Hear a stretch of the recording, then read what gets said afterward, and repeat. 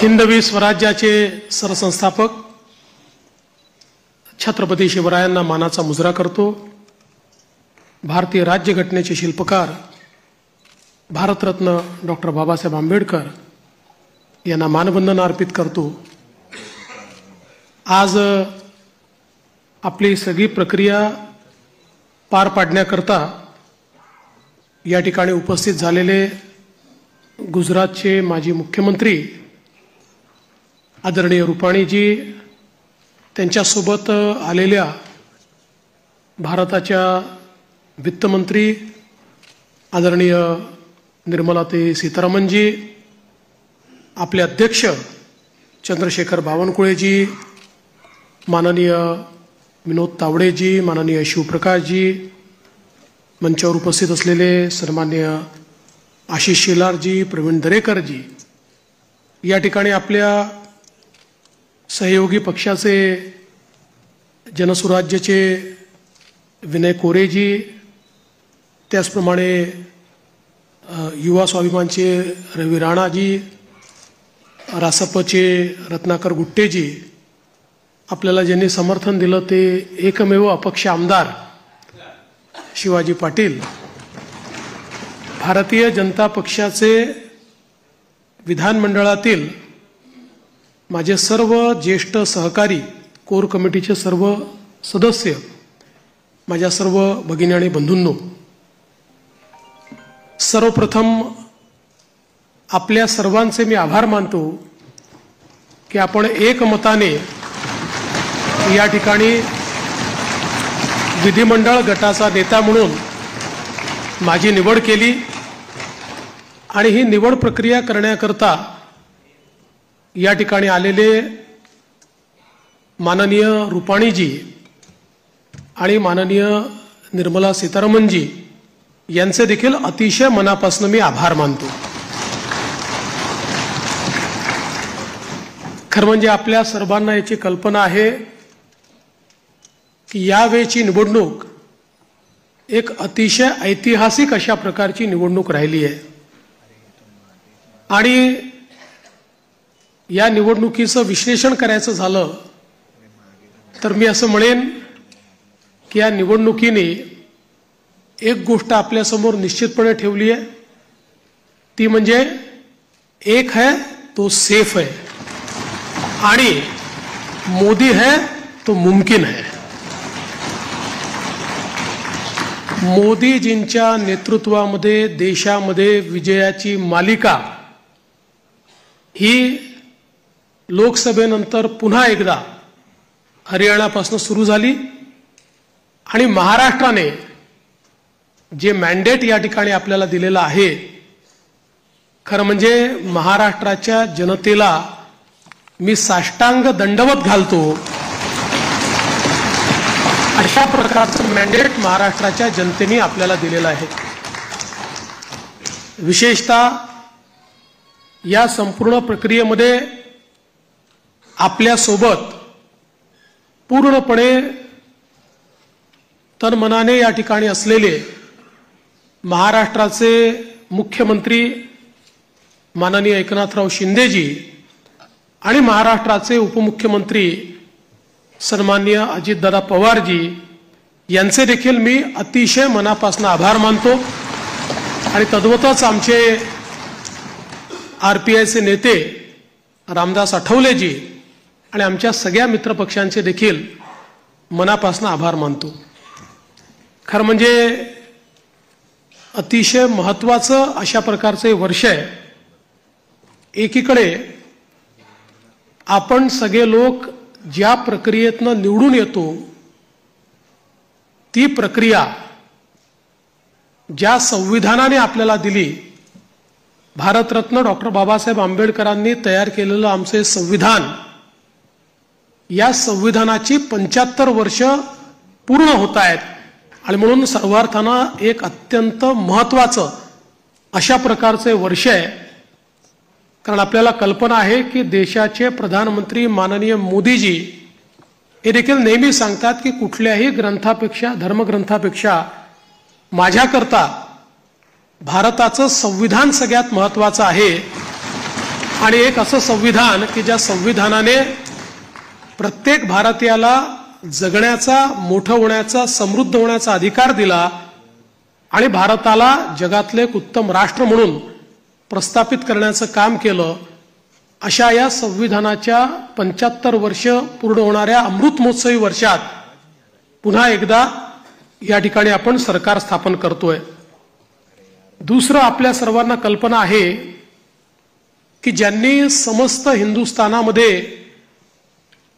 Mowgli आक्रमणानंतर आमची श्रद्धास्थानं जी उद्ध्वस्त झाली होती त्या सर्व श्रद्धास्थानांचं पुनरुज्जीवन केलं.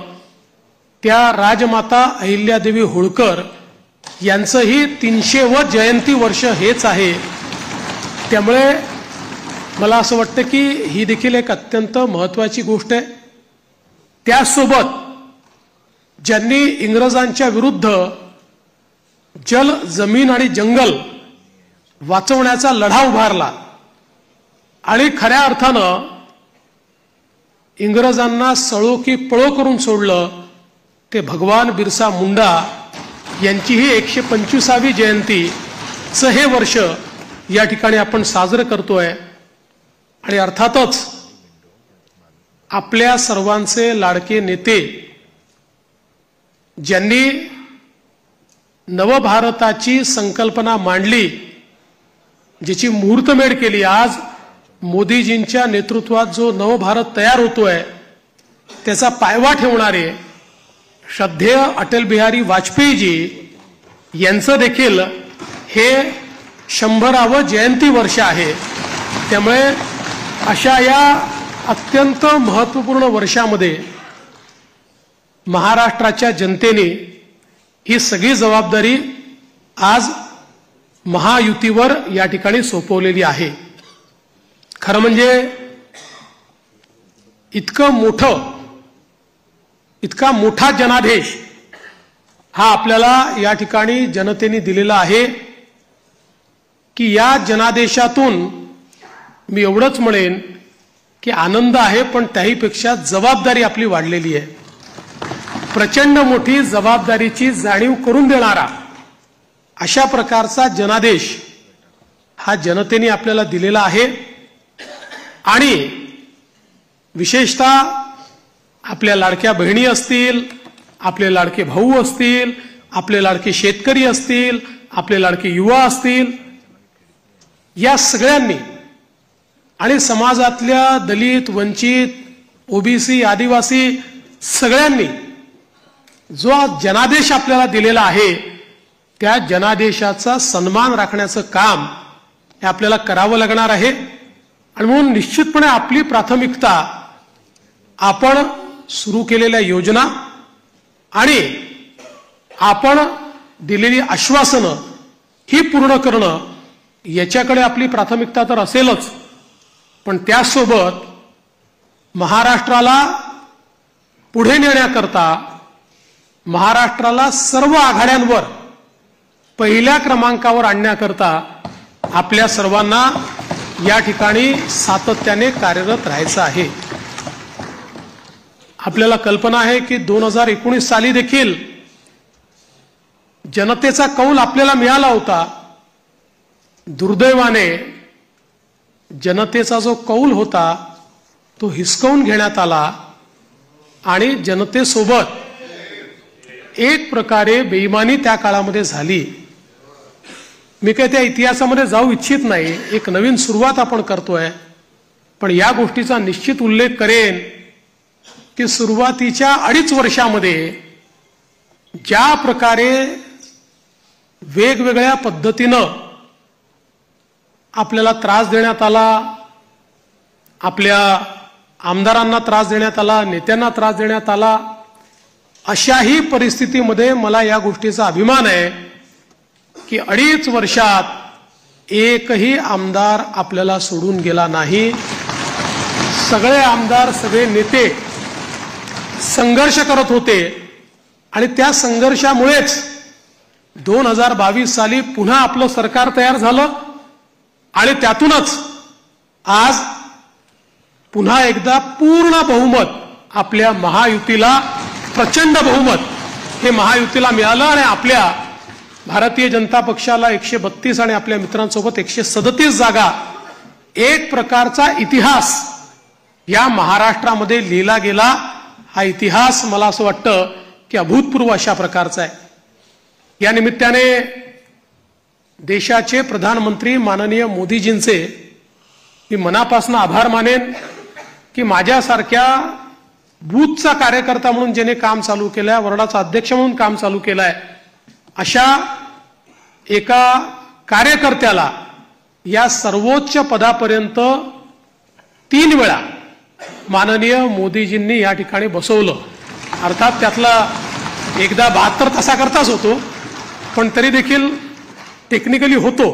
त्याच्यामुळे 3 वेळा मला महाराष्ट्राच्या मुख्यमंत्री पदावर बसण्याचा मान सन्मान त्यांनी दिला.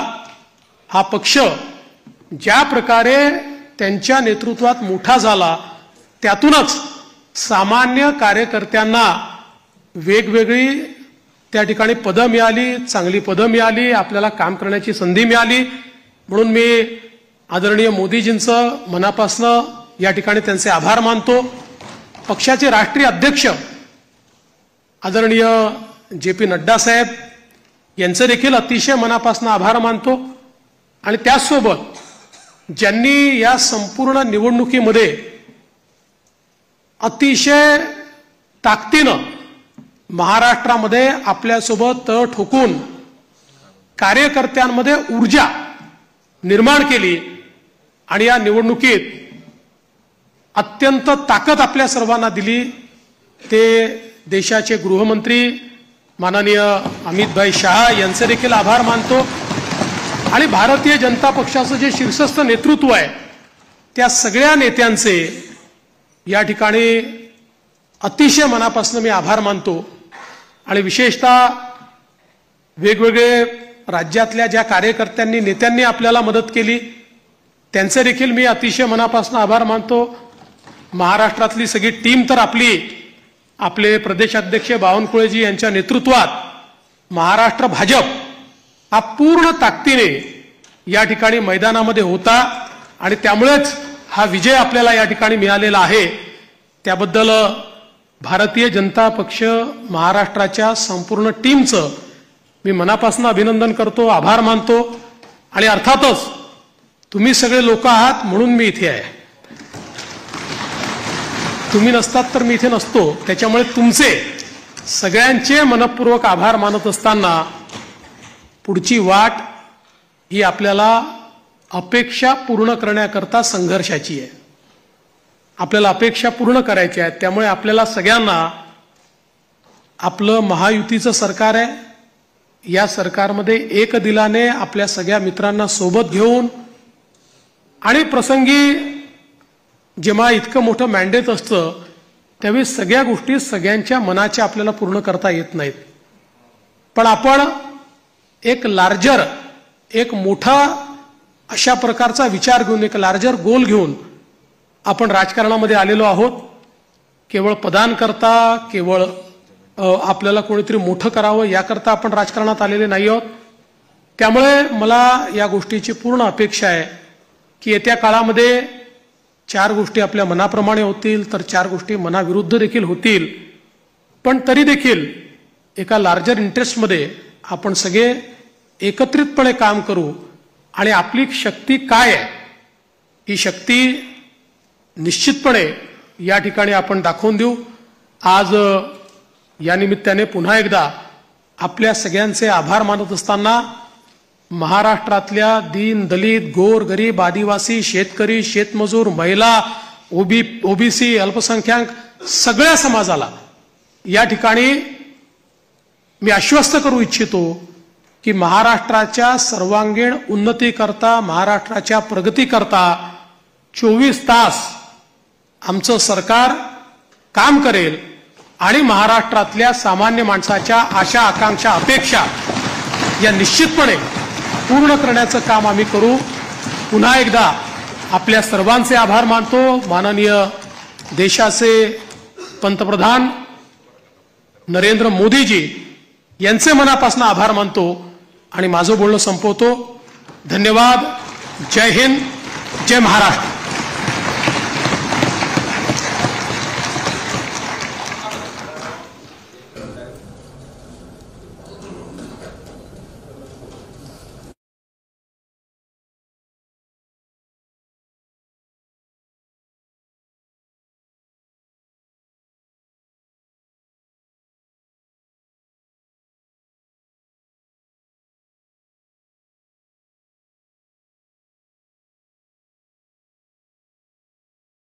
प्रेस कॉन्फरन्स आहे ते प्रेस अटेंड करतील आणि 15 मिनिटं तुमच्या खाली माझी 15 मिनिटं आमदारांना ते आपण खाली एक आपल्याला आभार म्हणजे आधीच मानायला पाहिजे का ते म्हणजे निवडणुकीमध्ये आपले जे प्रभारी होते आदरणीय भूपेंद्र यादवजी आणि अश्विन मेश्रामजी यांचं